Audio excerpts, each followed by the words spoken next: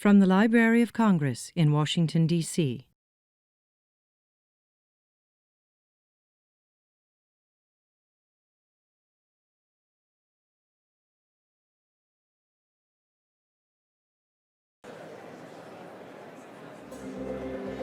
Wise and discerning, dignified, scholarly, brilliant, bold, compassionate, dedicated, grounded, open, engaged, eloquent, visionary, strong, thoughtful, and diplomatic.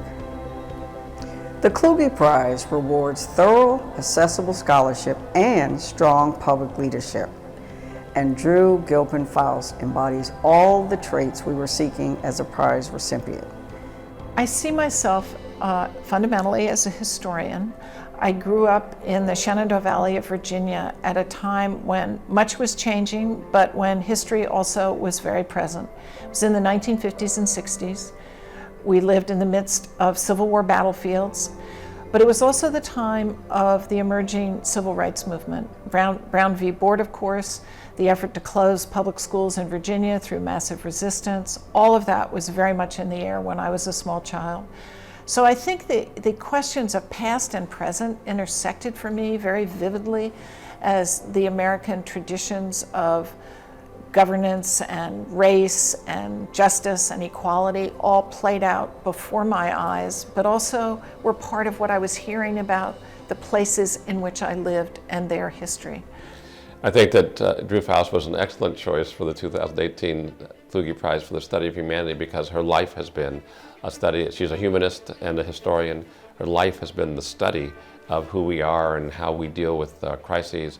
But then her life has also been as an exemplary leader through the turbulent times that we all live in. And so she not only has researched and studied this as a scholar for all of us, she's also exemplified leadership and humanity. And I think it's a wonderful choice. Drew Faust is an historian, so she understands that it's not just science and technology. As important as they are, it's the values that are infused into those technologies. And that's where her background helped to ensure that we were constantly lifting our gaze to the constellation of possibilities. She has been a historian of the American South, of American women, and of the American Civil War, and of the intellectual history of the South in particular, as distinguished and as important as anyone in the past 40 years. Her work will always stand as some of the most important contributions to Civil War history, the history of the South, and the history of American women. You have made a real difference throughout your entire professional career, and I know that you will continue to do so, as you put it, to help us build a more enlightened world. So congratulations and best wishes on your future endeavors. Drew, I want to congratulate you on your service as a historian and as an innovator in higher education. Thanks to you, both the general public and our leaders have a greater understanding of our shared history and the experiences that have shaped our nation.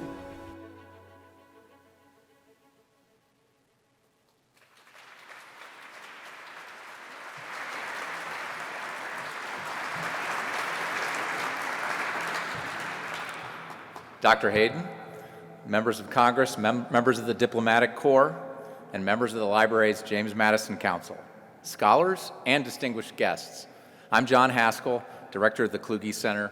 On behalf of the Library of Congress, it is my pleasure to welcome you to the 7th conferral of the John W. Kluge Prize for the Study of Humanity. Incidentally, this event is being recorded for placement on the library's website, and it is being live streamed, so I also welcome our viewers from around the world. The John W. Kluge Prize for Achievement in the Study of Humanity is unique among international awards. The prize covers a wide range of scholarly fields, virtually all of the humanities and social sciences and other areas. It honors scholars who, over a sustained period, have distilled wisdom from the cumulative record of human experience and have had a major impact on public life. The selection process is democratic and broad. The library solicits nominations from a wide range of national and international individuals and institutions and uses a rigorous selection process involving curators, specialists, and a distinguished panel of outside scholars, and of course the Librarian of Congress. We are deeply grateful to the late John W. Kluge for his generosity in creating the endowment that funds this prize, as well as the wide-ranging research of the many visiting scholars at the Kluge Center here within the Thomas Jefferson Building. Now, here in this institutional symbol of the importance of knowledge to our democracy, we especially want to thank the Congress of the United States for creating and sustaining the library for over 2 centuries, beginning with Thomas Jefferson's amazing collection, which has grown to over 160 million items. The U.S. Congress has been the greatest single patron of a library in the history of the world. We thank the distinguished members who are in the audience and with us tonight. And now, I have the honor to introduce to you the 14th Librarian of Congress, Dr. CARLA HAYDEN.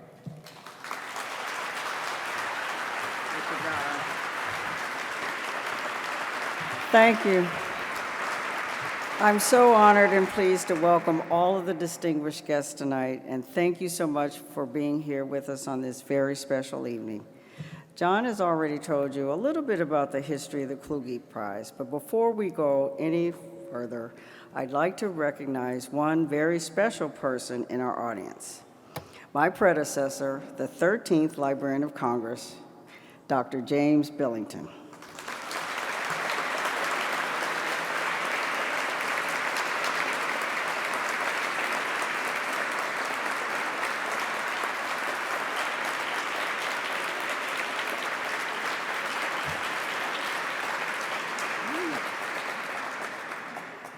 Dr. Billington had the vision to create this prize, as well as the Kluge Center, and he worked alongside the late John W. Kluge to turn this dream into reality. So we thank you, Dr. Billington, for your vision and for your many years of service and leadership to our nation. It is now my great pleasure and privilege to confer the 7th Kluge Prize for Achievement in the Study of Humanity on our laureate. Drew Gilpin Faust stands among the most distinguished historians of our generation. Throughout her career, she has demonstrated clear vision and intellectual courage, spending countless hours in the archives and among primary sources, some right here at the Library of Congress, uncovering the vital research and threads of our country's social history. Her work has added to our understanding of the Civil War, the history of the South, and the history of women in the United States. By granting us a greater understanding of our heritage and some of the decisive ideas and conflicts that shaped it, her work continues to provide context to the many challenges we face in public life today. In addition to her skilled craft as a historian and educator, she has been a leader in the public sphere. In 2007, following her very successful tenure as Dean of the Radcliffe Institute, she took office as Harvard's 28th president. And for over a decade, at the helm of one of the world's most distinguished centers of higher research and learning, she guided the institution through a time of national financial crisis. And during her leadership, she expanded financial aid for undergraduates, working to make the Harvard community more diverse and accessible. And she ably promoted the university's mission in the arts, sciences, and humanities. She also led in the creation of innovative learning and interdisciplinary programs and strengthened the university's international impact. Dr. Drew Gilpin Faust, will you please come forward to receive the Kluge Prize for Achievement in the Study of Humanity? Please join me in welcoming Dr. Faust.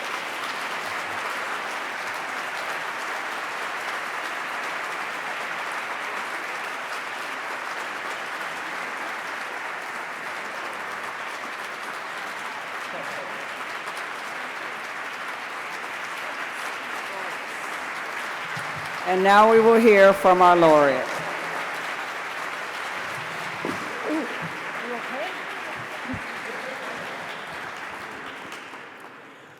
Thank you to all of you for being here. I know how many things there are to do in this city, and that you would choose to be here tonight means the world to me. And I want to especially thank CARLA HAYDEN for awarding me this prize and for taking on the Library of Congress. It's just about to be her second anniversary as librarian, September 14th. So I think we should have a round of applause and congratulations to her.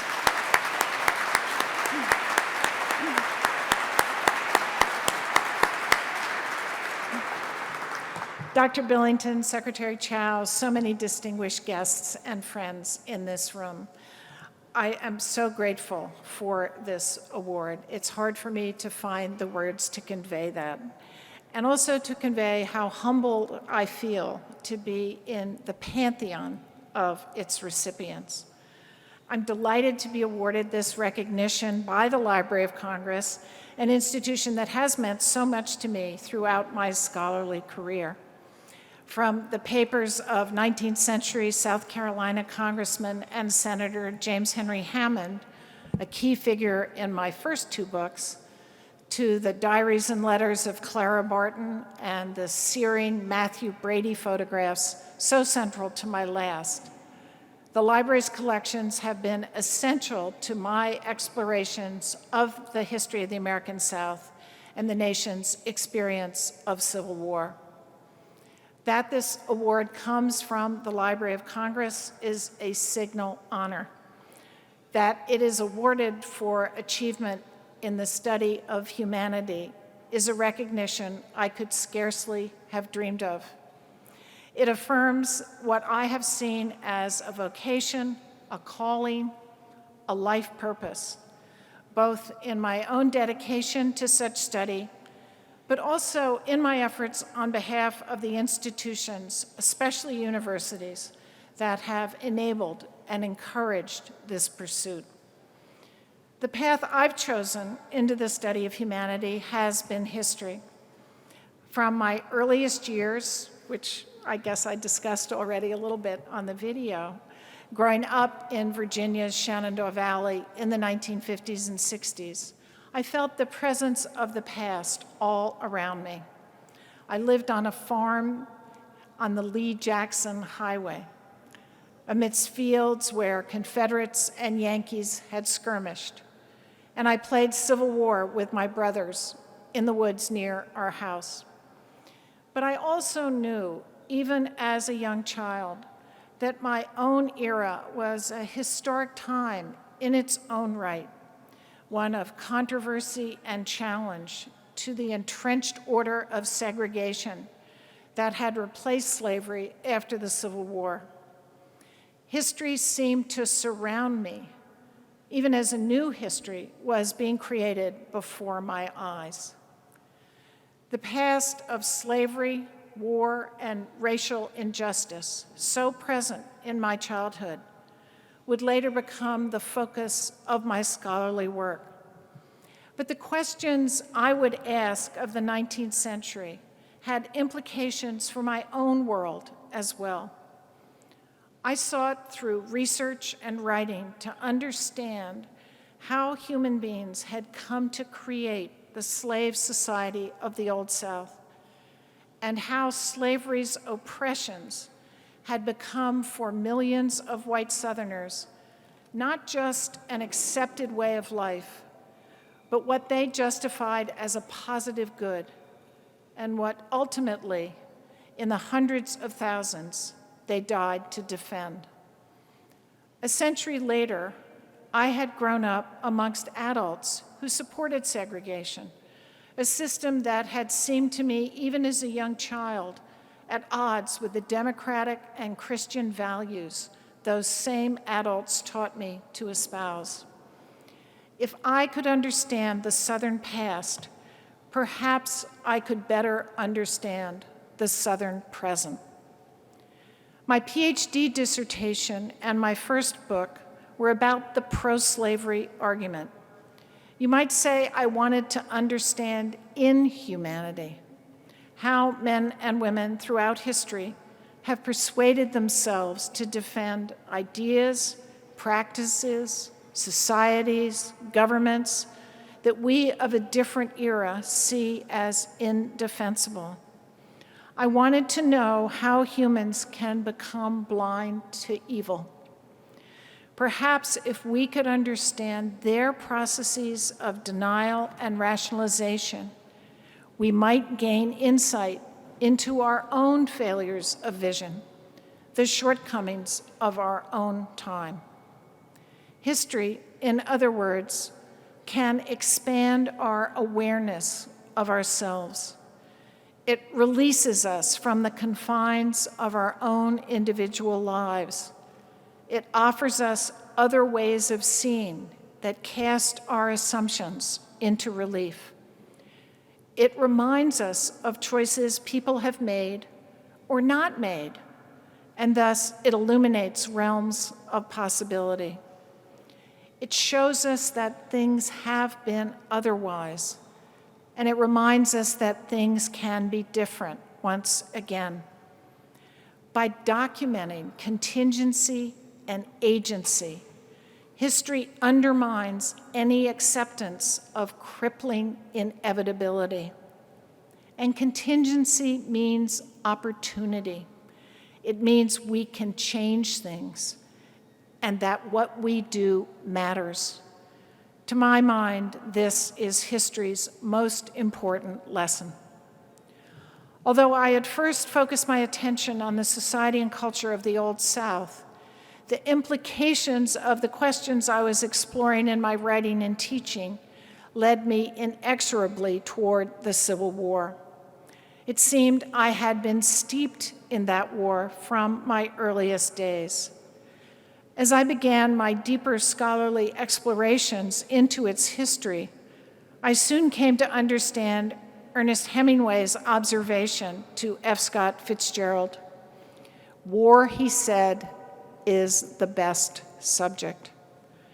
For me, it proved irresistible to study humanity when it is under maximum pressure, when decisions and choices are literally matters of life and death, when the possibility for the best of humanity, courage, sacrifice, and the worst of humanity, cruelty, brutality, when they collide. And I found myself drawn to explore with my students other wars as well, Vietnam, the 2 world wars, what was different and what unchanging about the human response to combat and conflagration. What was the product of time and circumstance, and what was the result of an essential and enduring humanity? How did the inhumanity of war compel its participants to reaffirm and reassert what humanity truly meant? And how did war extend beyond the battlefield to engulf the lives of civilians, of women, and of children? What, as we might put it, was the human face of war? It was in war's foregrounding of death that I encountered an unparalleled line of sight into the human condition, and the subject for my most recent book. Mortality is a defining feature of humanity, and our recognition and anticipation of our inevitable end is a key element differentiating us from animals.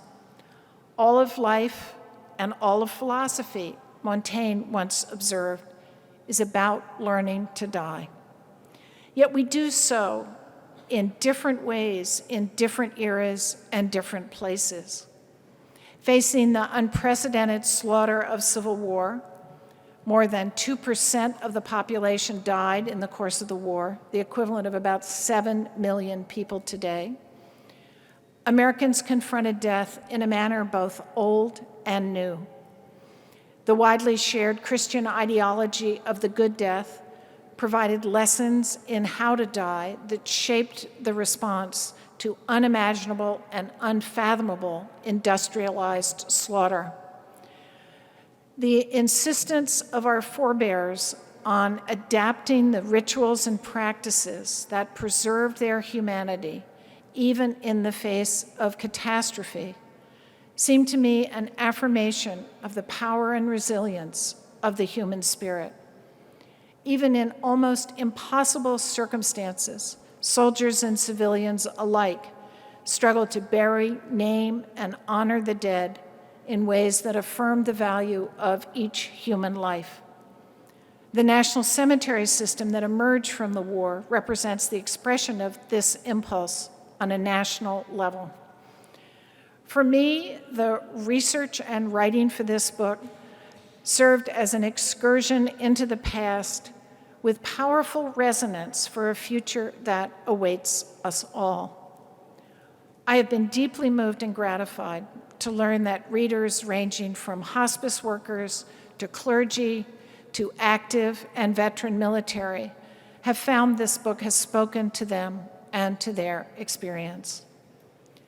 That is just a brief glimpse into what the study of humanity and inhumanity has meant for me, and the kinds of questions that collections like the ones here at the Library of Congress have enabled me to ask. Other institutions have, of course, also supported this work, which would never have been accomplished without the rich intellectual environment of teaching and research nurtured by American higher education. Universities have served as the locus for humanistic inquiry from the time of their founding in the 11th century. Society has assigned primary responsibility for this stewardship to them. It has been the unique role of the university both to serve the immediate and urgent present, and at the same time to look beyond it, to pose larger questions of meaning, not just to propel us towards our goals, but to ask what those goals should be, to understand who we are, where we came from, and where we are going and why.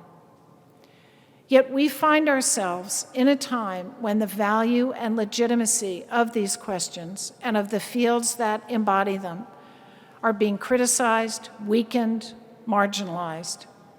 Increasingly, education is seen as instrumental. We expect it to provide a direct path to a specific job.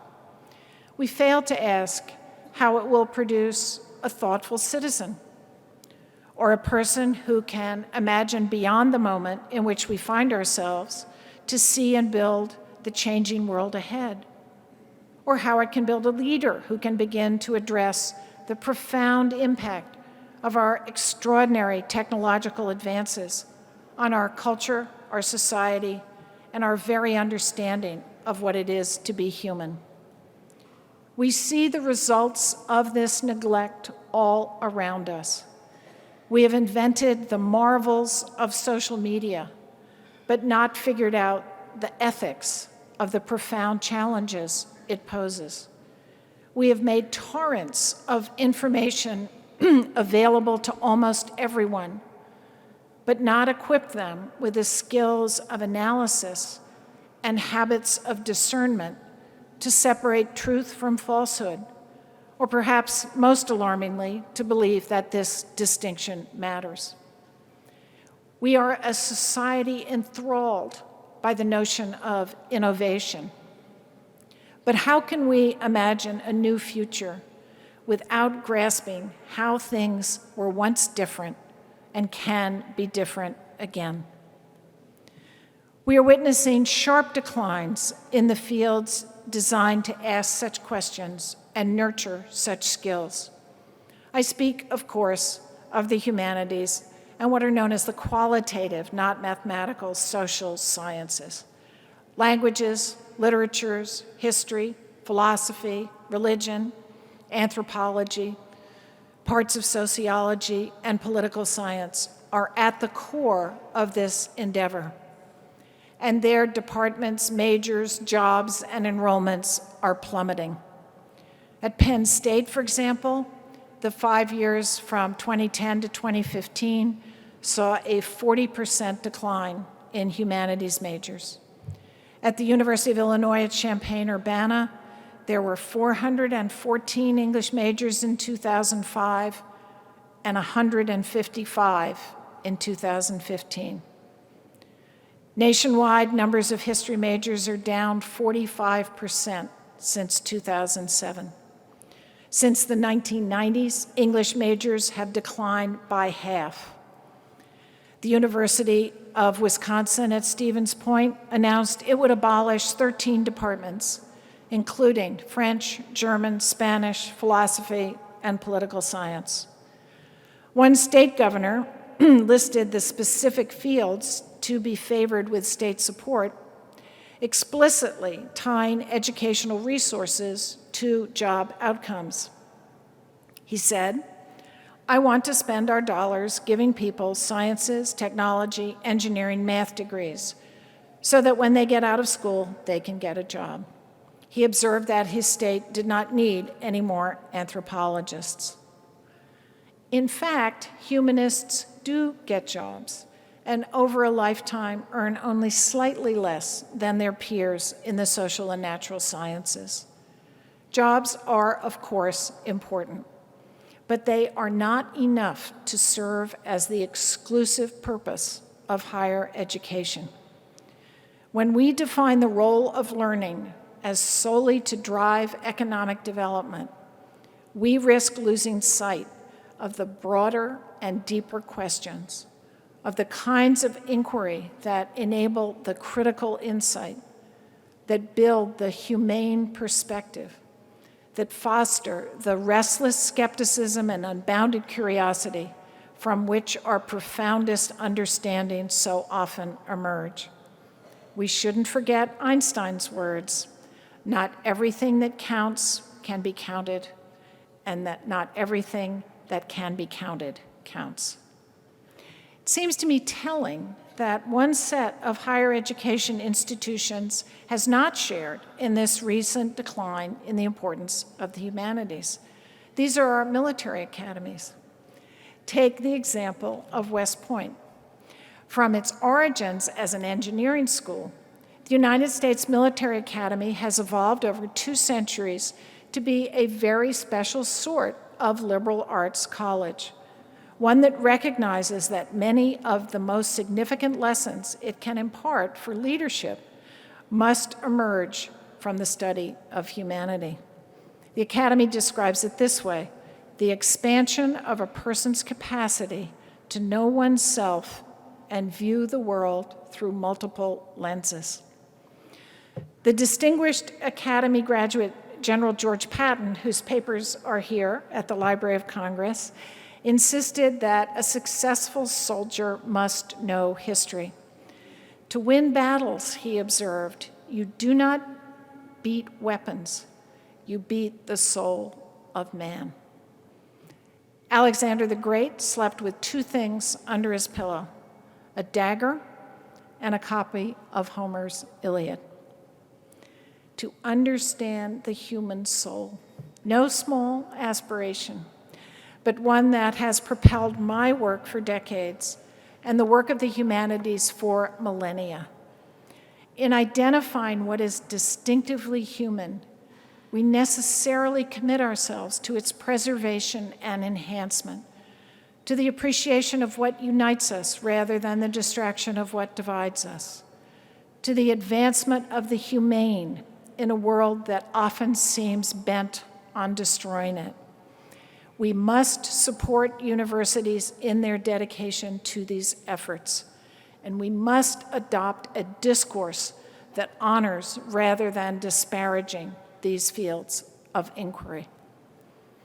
But to make this possible and sustainable within universities, we must also build broader understanding of the importance of the study of humanity outside and beyond them. And so let me return to where I began, to where we find ourselves tonight. In serving as the Library of Congress, this institution must also serve all the people that Congress represents, not just scholars, but the curious citizens of an entire nation. All of us are in this room because we are in some way connected to that work, because we are somehow invested in that endeavor. The extraordinary advances of science and technology that lie before us must be shaped by human and humane purposes if those values, and perhaps even humankind, are not to be destroyed. Let me invoke the historian's sense of contingency that I earlier described. It is up to us to define the nature and quality of human possibility. The contents of this library can help inspire us to inspire others to understand what those possibilities might be. Let me make this point by closing with a treasure from the library. I spoke earlier of the face of war. The Library of Congress possesses a remarkable collection of, I understand now, more than 3,500 Civil War faces that has been assembled and donated by Tom Lillienquist, who is here in the audience, and his 3 young sons. Inspired by newspaper photographs of U.S. servicemen and servicewomen killed in Iraq and Afghanistan, the Lillienquists regard their collection of tintypes and ambrotypes as a memorial to the soldiers of the Civil War. This gives you a general portrait, but here is one of the ambrotypes from the collection. It's been tentatively identified as Sergeant Samuel Smith, his wife Molly, and daughters Mary and Maggie. The image was found in Cecil County, Maryland, so it's likely that this soldier was in one of 7 regiments of United States colored troops raised in that state. Like all of the portraits in this collection, it speaks eloquently to us across the century and a half that separates us. For this soldier and his family, the message is one of pride, an affirmation of the new freedoms war had enabled him to claim. Slavery would have denied him the right to legally marry or to protect his wife and children from sale. This portrait is of a free man. It proclaims a new day for Black families, a new respectability of fine clothing, and of daughters in matching coats and bonnets. And it portrays a soldier, an African American who under slavery would have been prohibited from bearing arms, and who until 1863 could not have enlisted in the Army. Now he has joined what would be nearly 200,000 other Black Americans to fight for freedom, to risk enslavement if captured, and to establish a claim to full citizenship and humanity as the Republic's bold defenders. In this photograph, Sergeant Smith, or whoever this might be, makes a statement about a new order of things. It is his own declaration of independence, his personal affirmation that all men, that he has been created equal, that he is fighting for a new birth of freedom. But these 3,500 portraits and thousands more like them are intended to send us another message as well, one that speaks directly to the meaning of the study of humanity across time and space. These soldiers staring into the photographer's lens are self-consciously reaching through history. They are documenting their faces in their uniforms, partly because they know they may be killed in the battles ahead. But they also know they are making history in this war, and they want to capture that for us. Attention must be paid, they are saying. Don't forget who we were and what we did. Let us give you the means to see us, to understand us long after we are gone. Our present is delivered to us at a price paid by those who came before. History helps us remember our accountability to them, as well as our obligations to more than just ourselves and more than just our own time. It is a way of knowing and valuing that has never mattered more. Thank you very much.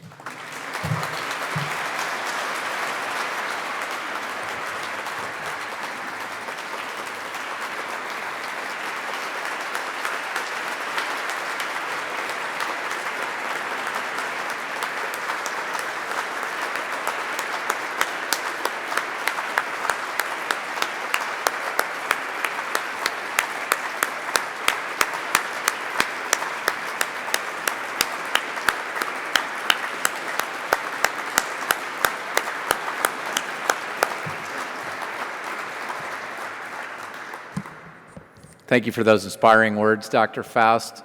And all of us at the library look forward to working with you in the future.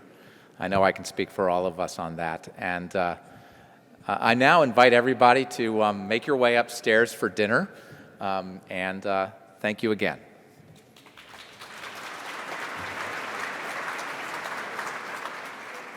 This has been a presentation of the Library of Congress.